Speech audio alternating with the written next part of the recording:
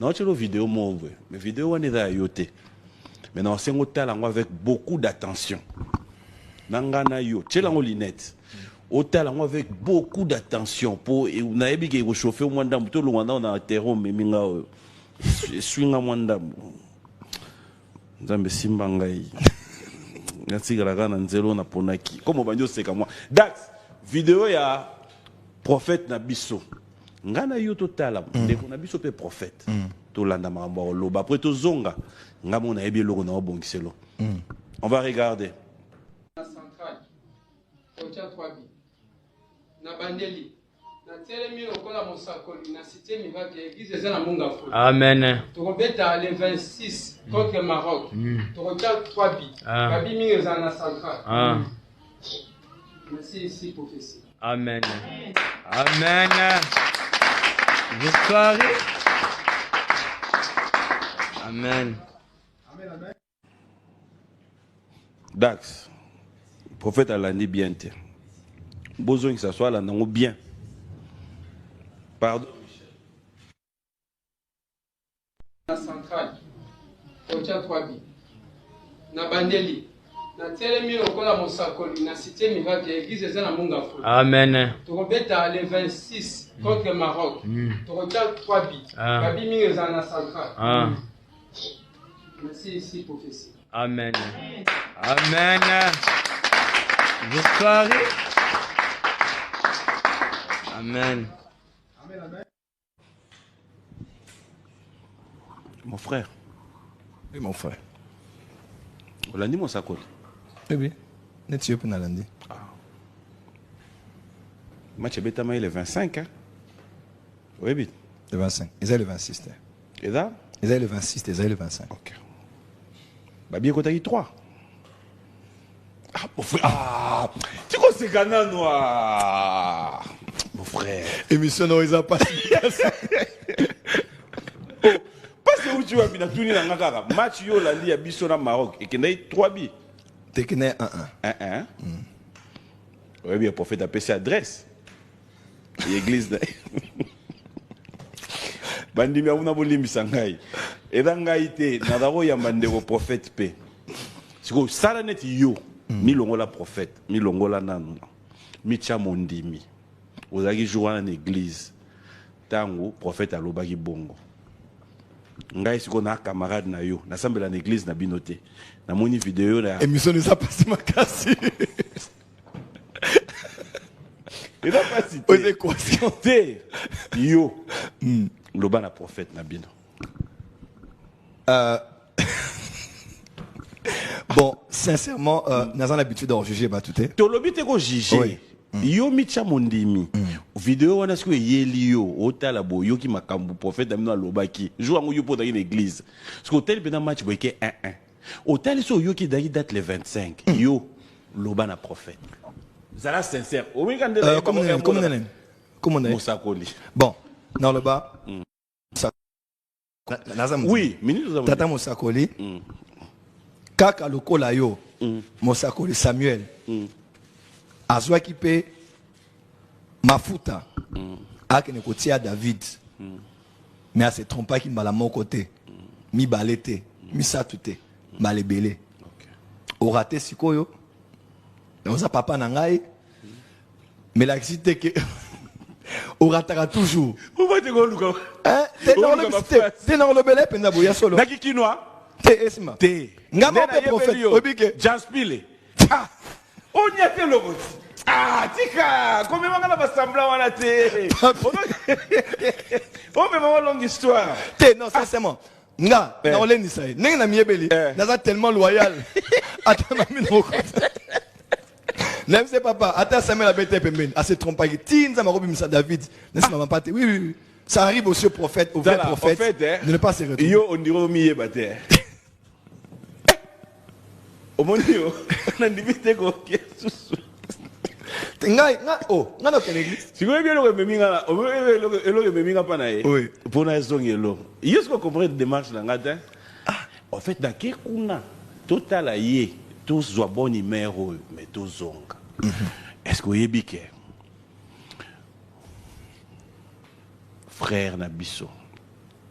famille n'est pas qui yo l'élection na TV. En tant que communauté.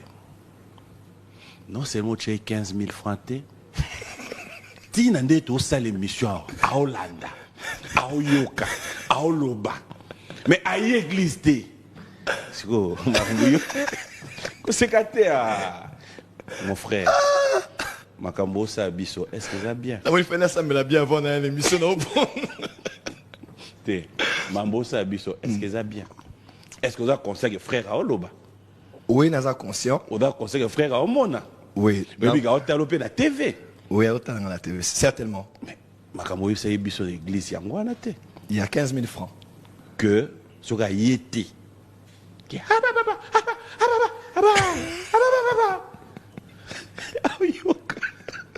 Oloba. Idéal. Tu comprends biso ba ça me la pas no photo lo bandi. Oui bien. Frère wana. Ala ba tiko. Voilà, edenga nanu. Nga place na kiti micro pour expliquer la bien. Ezala nini. Ben tension ça nini. Au bébé c'est mission. Jamais. Attends, non, c'est ça, non, zonga. Dans la télé, non, Linette. Là, qui ça va, micro. Bon.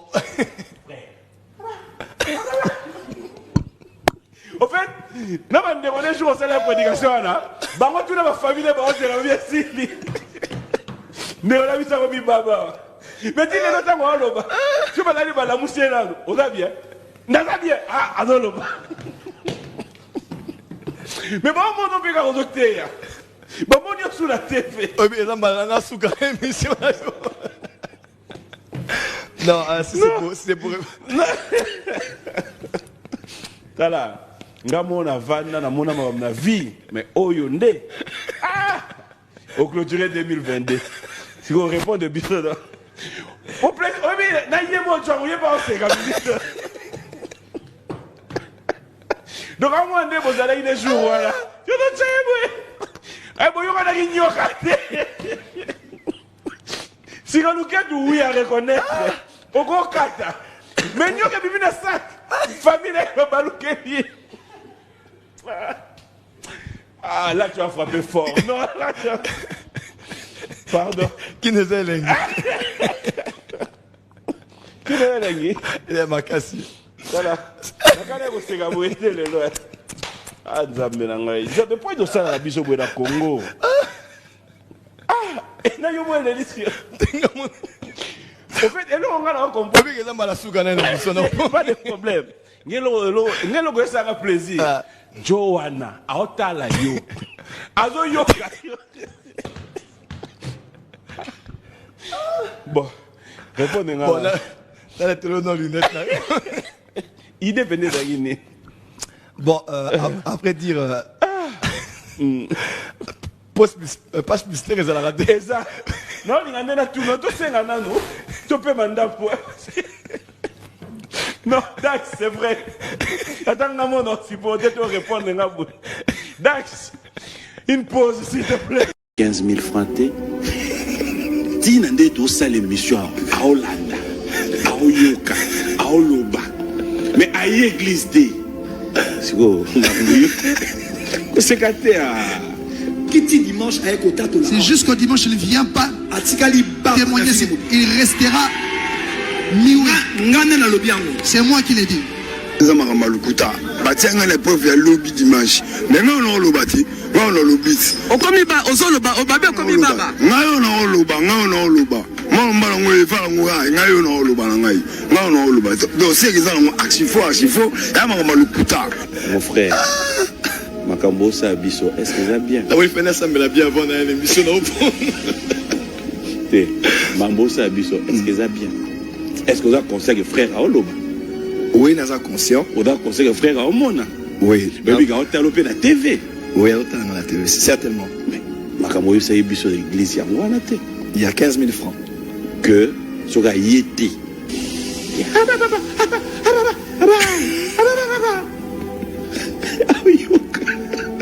Oloba. Idéal. Tu comprends biso ba ça me la pas no photo lo bandi. Oui bien. Frère wana. Ala ba tiko. Voilà, et de Ganano. Il a place on a quitté le micro pour expliquer la bien. Ils ont dit nini. Mais dans ces années. Au bébé, c'est jamais. Attends, non, c'est ça. Non, Zonga. Là, tu es bon. Au fait, là, on me demandait jour au la prédication là. Bah, moi, toute ma famille, bah, c'est la vie ici. Mais on a vu ça comme baba. Mais dis le temps moi là. Tu vas aller à la moussière là. On a bien. On a bien. Ah, attends là. Mais bon, mon nom est au docteur. Bon, mon nom sur la TV. Oui, mais là, banana sous quand même ici. Non, c'est pour. Voilà. Ngamona vanda na mona na vie mais oyonde ah au clôturer 2022 si on répond de bien au plaît oui na yemo tchouye pas c'est comme donc à moi ndé vous allez les jours voilà yo na tchemwe ah bon yo kana kinyoka si on nous qu'est oui à reconnaître au go kata mais nyoka bibi na sac famille ko baluke. Ah, là tu as frappé fort. Non, là tu as... Pardon. Qui n'est pas l'aigle? Qui n'est pas l'aigle? Il est ma casse. Voilà. Quand vous êtes le loin.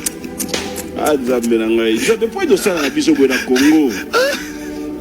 Ah, et là, il y a un délicieux. En fait, et là, on a compris que ça m'a la souganée.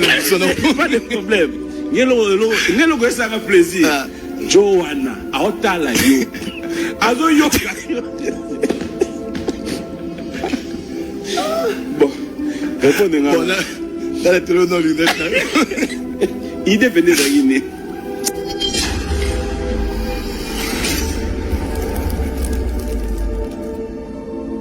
La lito la mugi kaka yo. Muto nzamba zo luka ozala image, ozala molakisi, oyazo sunga biso. Car yo to lali to lamuki lobi sous divorcé. Wana pesuka na prophétie nzamba la kisaki wana mwasi ya vie na ote.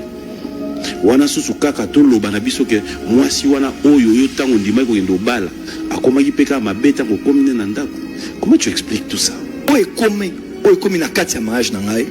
Tito kendi na redivorcer. Je vais être rendu à témoin. Naza fier na ngote. Na ozala rappeler fier na ngote. Et tout ce qui s'est passé ezala malamu na ye ezala mabe na ye ezala na faute na ngai pour ngane nazalaki chef ya famille. OK.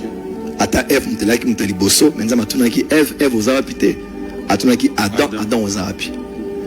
Mon frère pour le binabenga obwe ceux qui o naebi lelo sur le mariage ne bakango 8 ans passés 9 ans passés je n'ai jamais divorcé. Je pense que nazalaki préparé pour na robala. Nazala qui est assez mature. Au Binza Mazou utilisé puissamment, ça fait des années. Mais na comprenait qu'il était sans sa responsabilité à mariage. Et ceux qui Nazala na attitude mon songolo, je l'ai peut-être pas poussé moi na batou. Assez na divorce ni na qui. Responsabilité, il y a ma bena malam ou comment na kat. Et ça la zalé ma benae, il y a un important. Tu le regrettes aujourd'hui? Je le regrette beaucoup. Oui, en tout cas je ne mentirai pas. Parce que Naza pasteur Naza pilier à famille Nangaï. Et je lui dirais peut-être pour la première fois sur un plateau, peut-être la première, la dernière fois, Dieu sait combien j'ai tout fait pour récupérer le mariage Nangaï. Bazalé Nakati, pasteur Espérance, Bakal Azalé Nakati. Pasteur Roland Azalé Nakati. Dieu sait combien devant lui, Nasala Kinyon, parce qu'à la fin dans le baki, Nako divorcé. À thème à béni, on a divorcé. Mais de tout ce qui s'est passé, c'est de ma faute et c'est de ma responsabilité.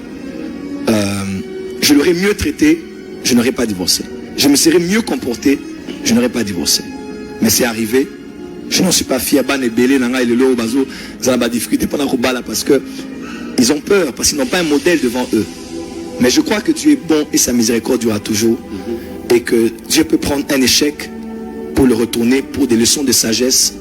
Aujourd'hui, pour Nazalana, une vie tout à fait différente. En tout cas, je l'encouragerai. Maintenant, je vois beaucoup de pasteurs viennent pour me dire, moi c'est un Azabou et je veux divorcer. Je lui dis, ne divorcez pas. Le divorce, c'est une très mauvaise chose. Dieu est le divorce. Mais pour ceux à qui cela est déjà arrivé, Dieu est un Dieu de seconde chance, peut-être de troisième chance ou de quatrième chance. Il peut redonner une nouvelle chance qu'on apprend avec la sagesse, avec l'humilité, avec la capacité de vouloir devenir différent. Il peut nous faire encore une autre chance par sa grâce et par son amour. Voilà un peu ce que je peux dire par rapport à ça. Ça m'a même fait mal, au fait. Je t'ai vu parler avec tout ton cœur. Ouais. Sorry. Je m'excuse. Je m'excuse d'être entré dans ce terrain. Non, non, et c'est important que je le dise un jour.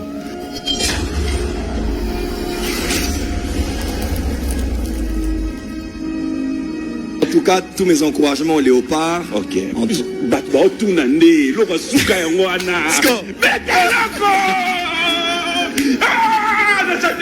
Professeur. Mettez-moi loco, mardi. Maroc bébé. Prophète, ça a un plaisir. Et là, on va souga yango to kabwa na biso. Bato badako zela makambu soki nini. Beta biso lo souka ga yango. Tala, kinois de partout ba zela ngo. Et là, on va souka yango mais biso na babar lelo. Même si on beto. Natiko yo mo na plateau. En tout cas, Natiko na ke. Prophète. Faites comme moi. Je viens de trouver une solution pour ma famille. Mon oncle à Brazzaville, ma mère à Kinshasa. Na tindeli bango mbongona. Tap tap send. Netika koto tinda SMS. No tindi mbongo. En plus. Au mon image. Na mon Dieu. Au bilo rabato mon sournit. Yo motango sala. Vidéo o ekona bona bisondeni. Tu te dis quoi? Image on est d'apprêter à Bissoni. L'image ça fait un mois. On est à Paris pour un programme Nangaï et staff Nangaï à Europe dans le Bagité aux papa Nabiso. C'est un honneur, on dit celui qui reçoit un prophète en qualité de prophète, il recevra la récompense du prophète. On veut vraiment vous honorer, votre présence. C'est un honneur de laisser Kinshasa pour venir travailler en Europe. Et gloire à Dieu, ça a été un succès. On avait plus de 1500 dans la salle, plus de 3000 personnes dehors. C'était vraiment, tous ceux qui sont en France peuvent se rappeler que c'était ça a vraiment bougé l'Europe. Alors, ils ont dit, dans le cadre protocole, tu es notre père, tu travailles à Ka, monsieur Bazan na banque, monsieur Bazan na société, Bazan na entreprise, Bazan na affaire, na Abidjan, na Kinshasa, na Bénin, non, tu es notre père, il faut t'honorer. Quand on est à l'aéroport, déjà, la voiture que vous voyez, c'était une Rolls. Et le protocole que j'avais avec moi. L'humilité précède la gloire. Humilité, la question. Olobi non, babiloko yo yango, ils ont lobby sabat moi mingi na ba réseau. Le problème de Sigo yango, parce que batu belé bakanesi, oya malam de fois la kaka, ya ba pagano. Il faut ça la prendre ba o ba samela raté et musala nzambe, musali ya nzambe, musali ya nzambe. Tout à l'heure, tu bêtis sur Eric Mandala. Moussal, il y a Eric Mandala. Ok. Moussal, il y a président Fachi. Moussal, il y a roi à Maroc. Moussal, il y a Salomon. Moussal, il y a roi Moro. Il y a prince peut-être à Abu Dhabi. Azala Ndengeni. Vinae et reflète à kakoutoune gloire, richesse, dignité, honneur. Il y a mon conduire ou à se représenter. Bon, mon amour condité, il y a un que reine de Saba, Andimela qui Salomon karaté pour la sagesse nae, mais n'enga mona qui basal ne balata qui peut battre les maki. Je crois que le temps est arrivé, faut la kisake, oh il y a bien faux à la paix en Zambie. Ni balikitoko, baskitoko, basape na mbongo, basape l'influence, mais basant la capacité à aux humble. Alors qu'aux humble, les athées, qu'on nie aux alliés. Paul Koutalobi, je suis Paul, apôtre de Jésus-Christ, selon la volonté de Dieu. 1 Philippiens 1 verset 1, Colossiens 1 verset 1, Éphésiens 1 verset 1. Alors, humilité, ça qu'on dit ma osa. Sauf qui t'es hypocrisie, sauf ma t'es orgueil. C'est juste reconnaître ce que tu es. Et, quand on a ils arrolsté, ils a perdu mon amacoloté, ils a aussi l'anzame. Mais si Dieu peut vous amener à un niveau où les gens peuvent vous honorer, alors pourquoi pas voyager en jet? Pourquoi pas avoir un jet privé? Pourquoi pas? Et je crois que c'est le temps est venu même que la francophonie doit changer ma mentalité. Où il y a bien faut aller pour la banane Zambé et non le contraire. Alors, l'élo dont je sais pas, faut bengango ministère, ko bengango prophétie pour nayo. C'est comment reconnaître un très bon prophète? Ok bon.